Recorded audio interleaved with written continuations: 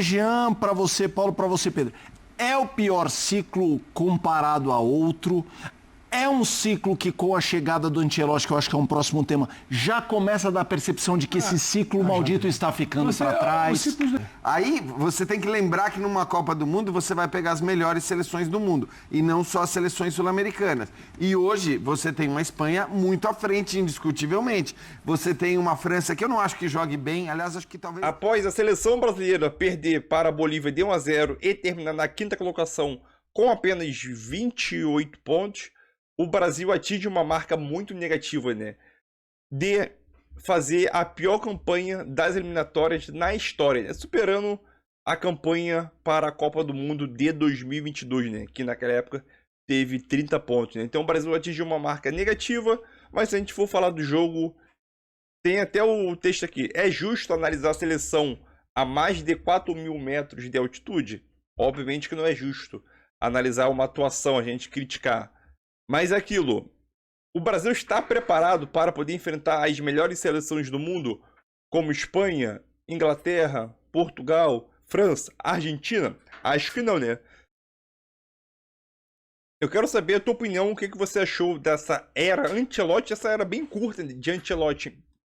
Até o momento, deixe seu like e tamo junto aí. Fáceis, de fato, e aí faz uma defesaça agora no final para impedir o 2-0, mas eu sinceramente não sei o que o Ancelotti pode tirar de um jogo como esse, e é cruel também, seria cruel da parte dele julgar um jogo, então, o Samuel Lino, por exemplo, ele não pode avaliar o Samuel Lino pela partida de hoje. E só poderia ter um julgamento equivocado se ele não tivesse sentido nada.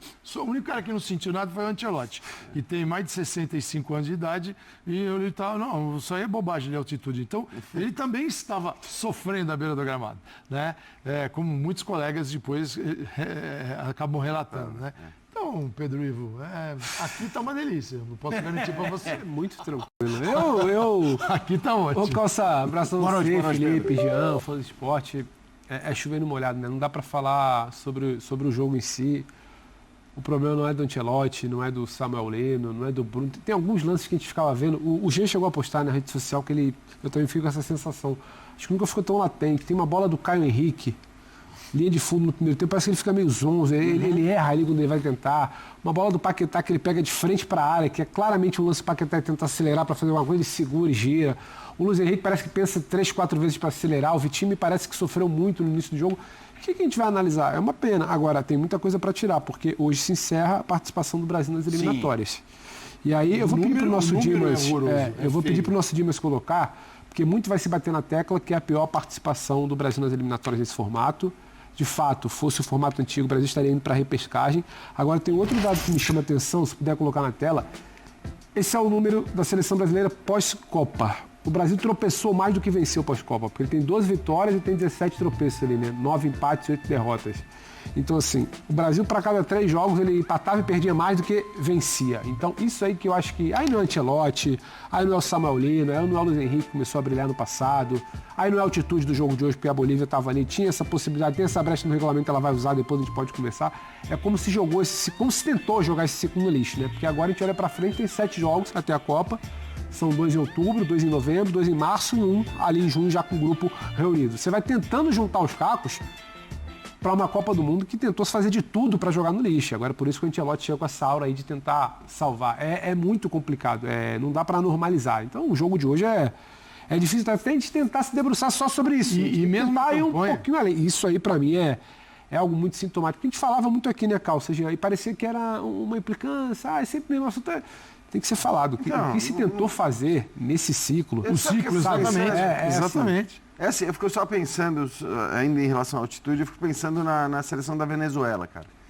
Porque aí a crueldade não é com o Brasil. O Brasil tá nem aí com essa derrota. E que bom que é o Ancelotti, que essa derrota de hoje vai reverberar zero no trabalho daqui pra frente. Porque não tem uma predisposição para cornetá-lo e não faria sentido nem com o Ancelotti, nem que fosse o Diniz, o Dorival quem quer que fosse nessa condição. Quer dizer, é óbvio que a Bolívia, né, não teria a condição de fazer o jogo que fez ou de vencer o Brasil hoje. Até porque a gente viu um Brasil muito diferente. Acho que isso a gente pode falar. O Brasil com o Ancelotti tem sido um Brasil marcando lá no alto, pressionando em cima e tal. Você não faz. E hoje você começou o jogo já com os caras lá atrás, sabendo que eles tinham que jogar compactados, e não dá para jogar compactados subindo e descendo linha o tempo todo. Eles jogaram compactados lá atrás, dizendo, cara, eu vou correr o mínimo possível. E aí, na hora que tentava uma bola esticada, Que tinha é esse aspecto também. Que acaba sendo um erro. Um erro, porque a bola, primeiro, você mata o cara que vai correr atrás da bola, e segundo, que se for, as bolas saíam voando. Então teve uma pro Samuel Lino, uma outra, acho que do Paquetá, pro Richarlison, que eles, assim, eles davam os lançamentos e as bolas saíam que nem foguetes. Teve um lance, a gente vai reportando lances, né, e vai lembrando aqui, teve um lance no meio de campo, sabe aquela bola quando vem um jogador de um time e de outro para disputar, nitidamente o jogador brasileiro ali, eu não lembro se era o Paquetá. Sim, é uma bola que você chega antes que o marcador, ele chegou depois, porque não dá para disputar. É um jogo para estar agrupado e entregar a bola no pé. Quando eu entrego a bola para você correr, é uma dificuldade. Por isso que eles, com 4.100 metros, você pode, no caso da Bolívia, subir a defesa, que o adversário vai ficar lançando bola, porque uma coisa é você dar um pique ali, você vai disputar a bola em 10 metros e já vai sofrer. A outra é um de 30, 40 metros para chegar. Você não chega, você aposta a corrida, e ali eu estava vendo a maioria, nem todos os jogadores, mas tinha um número muito alto de jogadores adaptados, mesmo os bolivianos. Claro que quem nasce e joga lá, mesmo que está fora do país, não é que a altitude não pesa se ele está 6 meses jogando fora do país, vem de vez em quando. Mas ele já viveu aquilo, ele vive frequentemente. Né? É diferente daqueles que vão uma vez por ano, duas, jogar na altitude quando muito. E aí a prova disso, cara, é a Bolívia. Bolívia em casa. 5 vitórias, 2 empates, 2 derrotas, ainda 13 gols próximos. Não perdeu em El Alto. E El Alto. Porque ela mudou, né? Ela mudou, ela pegou o elevador. Ela falou, deixa eu subir um pouquinho aqui. E ela tem 2 derrotas. Marcou 13 e tomou 7. Aqui tem um saldo positivo. De 6. Agora vamos ver a Bolívia fora. A Bolívia fora é o normal da Bolívia. 0 de 9? Concorda comigo? Ou não? Tem 1 vitória, nenhum empate, 8 derrotas. Sim. Essa é a Bolívia fora. Bolívia fora marcou 4 gols em 9 jogos.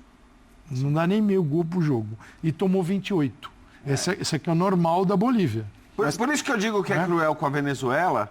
Porque ela não teve isso. Porque assim, a Bolívia não vai ter altitude na Copa do Mundo. Sim. Então, assim, teoricamente também para a própria competição acaba sendo, né? Se a Bolívia chegar à Copa do Mundo, ela ainda tem que jogar uma repescagem. Sim. Mas o que eu quero dizer é que, assim, acho que a Venezuela eu justificaria mais o jogo da Venezuela chegar a uma Copa do Mundo. Deixa eu fazer uma pergunta em cima do que disse o Pedro, que eu acho interessante, que é a história do ciclo, do pior ciclo. É inegável que foi um ciclo péssimo. Eu me lembro que o ciclo do Penta, 2002, também foi muito ruim, não só pela performance eliminatórias, as trocas de técnico e tudo, uma CPI vindo de 98 e tudo mais.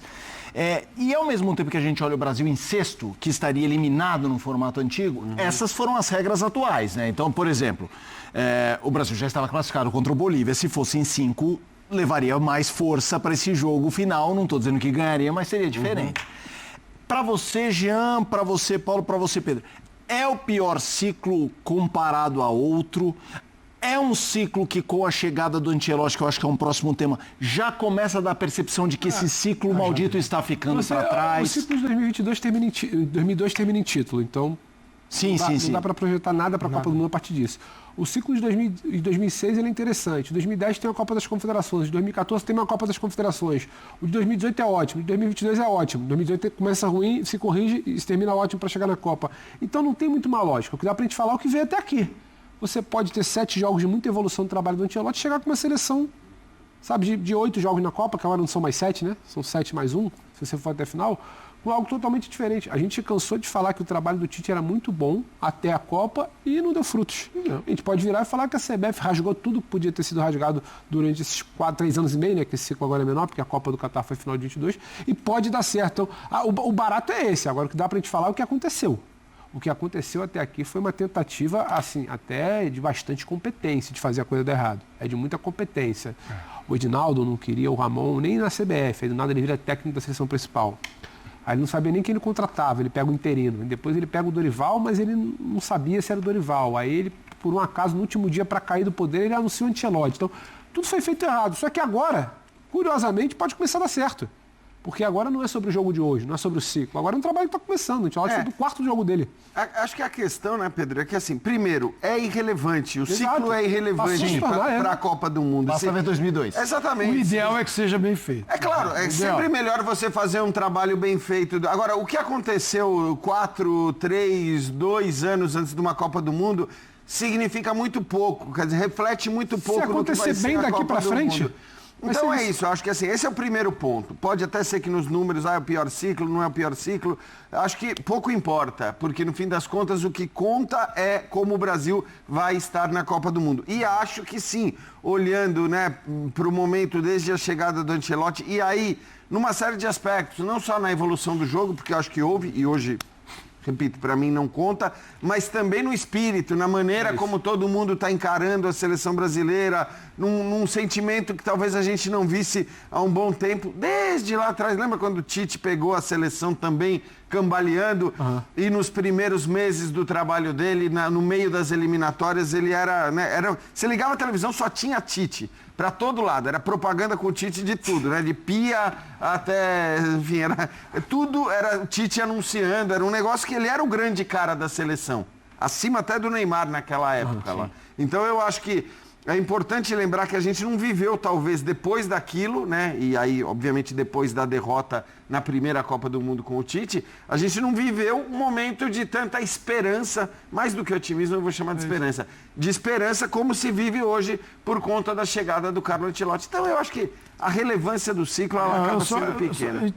É a pior marca, mas talvez o melhor momento. É o melhor. Isso para mim, acho que vai explicar. É porque eles estragaram tanto Exato. que... Para não falar outra coisa, a seleção brasileira, quando vem Carlo Ancelotti, né, e assim, a sorte é que junto com esse ciclo vai o Edinaldo. Se o Edinaldo fica, você não ia ter água no vestiário. Então, é ser mais ou menos por aí. E aí você vê como são as coisas, né, Calçade? E ao mesmo tempo ele foi o responsável, porque isso a gente não vai negar, De trazer o Ancelotti. pela chegada do Ancelotti. Entre aspas, loucura de ir atrás do Ancelotti. E esperar, né? E acreditar nisso. Eu sempre prefiro que a garantia do trabalho, o trabalho bem feito, antecedendo a Copa do Mundo, não é garantia de título. Mas é melhor do que a zona, a bagunça. Exato. A gente optou por algo assim, acho que pior do que 2002, pior do que 94. É um negócio assim do nível esgoto. Mas o que acontece? Vem Ancelotti, a gente está a menos de um ano da Copa do Mundo. Né? Sim. 9 meses da convocação. A Argentina, em 22, a Argentina em 2020 ganhou do Brasil. Copa América aqui. Ali pintou uma Argentina, traços de uma Argentina que essa, não mexe, não atrapalha, e foi campeã do mundo 2 anos depois. 2 anos. Até um pouco mais, porque a Copa tinha pandemia, a Copa e era no Catar. 2018 você olhava para a França e falava assim, tem um time aí, embora não sendo brilhante, mas que era muito forte, e foi campeão. Você vai para 2014, era o ciclo alemão. Tinha um ciclo ali. A Alemanha se preparou e tinha uma geração para ser campeã do mundo. Quase 2 ciclos ali, né? Em 2006. Exatamente. 2010 era o ciclo da Espanha. Vinha de Eurocopa, Copa do Mundo, Eurocopa outra vez. Então é o seguinte, olhando para as últimas Copas, a gente tem uma ideia de que era preciso fazer a coisa bem feita um pouco antes do Mundial, pelo menos foi assim. Espanha, Alemanha, França e Argentina. Nós estamos há um ano, menos de um ano. Então nós vamos ter que correr demais. Porque hoje eu prefiro eu olho para a Espanha, não vejo o Brasil perto. Perto. Isso quer dizer que a Espanha vai ganhar a Copa? Não. Que se der Espanha e Brasil, o Brasil não pode ganhar da Espanha? Pode. Mas o ciclo deles foi bem feito. Então eu não vou abraçar a ideia, a gente abraça isso. 70 saiu vaiada. 94 saiu vaiada. 2002 um fracasso. Aí isso aí virou padrão pra gente. Sim. Né? Foi mal. Aí chega o Edinaldo que quer reunir os 3 e piorar ainda um pouco para falar que vou ser campeão do mundo. Então, cara, a gente tem chance? Tem. Mas eles vão ter que trabalhar demais e vai ter que ter aquele momento mágico de que as coisas vão começar a dar certo. Não, Até mas porque é não tem uma engraçado. quantidade de jogos tão Não, grande são 7 para só. criar um ciclo. Mas é Né? engraçado, o Jean fala de esperança, sei lá como queira achar, mas é curioso. É tudo tão fora da lógica que, eu repito, é a pior campanha, a gente vai ver estampado, a gente tem a tela, a pior campanha das eliminatórias nesse formato, é o pior ciclo, venceu só 12 em 29, ainda assim é o melhor momento dessa seleção, desde o Catar até os Estados Unidos, México e Canadá. Então é só por isso que dá pra gente não sentar aqui e falar que tá tudo errado. E o saldo dessa janela, dessa data FIFA, a gente lá acompanhando, ele é absolutamente positivo, apesar de uma derrota para a Bolívia. É muito diferente, por exemplo, de um 5-1 na estreia das eliminatórias do Diniz. O Brasil ganhou de 5-1 do Diniz na estreia das eliminatórias em Belém. 5-1 contra a mesma Bolívia. E não necessariamente aquilo ali você olhava e falava, caramba, pintou um caminho para 2026. Então, assim, é uma lógica, é uma dinâmica muito diferente de caminho até a Copa do Mundo. E não também... é o jogo de hoje, não são os números, é uma ideia de que quem está ali comprou pela primeira vez a ideia, quem está ali respeitou pela primeira vez quem está sentado na cadeira de técnico, e quem está no poder hoje respeitou o ambiente de seleção, de não querer se meter demais. Perfeito. Então, isso pode levar a algo interessante em outubro, uma evolução em novembro, um enfrentamento que vai ser muito pesado em março, daqui a pouco a gente fala contra as seleções europeias, para chegar lá em maio, convocar a seleção para junho, virar e falar, olha, aos trancos e barrancos, pelo menos chegamos aqui. E tem um cara aqui sentado que ele dá uma cara um pouco mais firme para a coisa. É que eu acho que assim, é indiscutível que há uma esperança maior e, para mim, fundamentada, embasada em coisas que aconteceram desde a chegada do Ancelotti. E aí, sim, por mérito dele também, mas por uma simples aura que ele traz consigo, né, no momento que ele assume a seleção brasileira e tudo mais. Acho que, então, ok, é um momento de esperança, a seleção evoluiu, a seleção pode evoluir, mas o problema, como diria o outro, são os outros. Quer dizer, aí você tem que lembrar que numa Copa do Mundo você vai pegar as melhores seleções do mundo e não só as seleções sul-americanas. E hoje você tem uma Espanha muito à frente, indiscutivelmente. Você tem uma França que eu não acho que jogue bem, aliás, acho que talvez a França nunca tenha jogado o máximo que ela podia, mas ela sempre tem um elenco absurdo, um elenco fora do comum, um banco de reservas que é um negócio de outro mundo. Você tem uma seleção portuguesa também muito forte. Então, você tem muitas seleções que estão melhor há mais tempo, que estão mais bem preparadas, que podem chegar com força e isso, obviamente, faz com que o Brasil talvez não seja o favorito ao chegar lá. Mas acho que hoje a esperança, justificadamente, ela é bem maior do que era há um ano atrás. Então, é isso aí, galera. Mais um vídeo aqui para o canal, né? A seleção brasileira perde para a Bolívia, deu 1-0 aí, né? Termina na quinta colocação com apenas 28 pontos, como eu disse. Desculpa, no início do vídeo. Se tornou a pior campanha da história da seleção, disputando as eliminatórias, né, para a Copa do Mundo, superando a de 2022. E se a gente for analisar o jogo em si, não foi um jogo bom, foi um jogo protocolar. Sabemos que a altitude de 4.000 metros em La Paz influencia muito o desempenho dos jogadores. Entendeu? Os jogadores, até principalmente jogadores de clubes brasileiros que vão disputar a Copa do Brasil geralmente no dia seguinte ou no dia seguinte a esse jogo, que possivelmente não vai ter tempo hábil de viajar e conseguir descansar para poder jogar, né? Mas uma atuação fraca da seleção. O Ancelotti começou com um time totalmente alternativo aí, com um ataque de Luiz Henrique, Lino e o Richarlison, né? Um ataque que pouco criou, pouco levou perigo à Bolívia, e a Bolívia, obviamente, aproveitando o seu ponto mais forte do seu jogo, que é a altitude, né? No primeiro tempo, a Bolívia finalizou 15 vezes no primeiro tempo, né? Levando perigo, sim, em alguns chutes. O Brasil nada criou, e no segundo tempo não foi diferente. Após levar o gol no final do primeiro tempo ali, começou o segundo, o Brasil teve a posse de bola, mas pouco criava, né? E quando chegava na frente do goleiro, praticamente não fazia nada demais. Então é aquilo.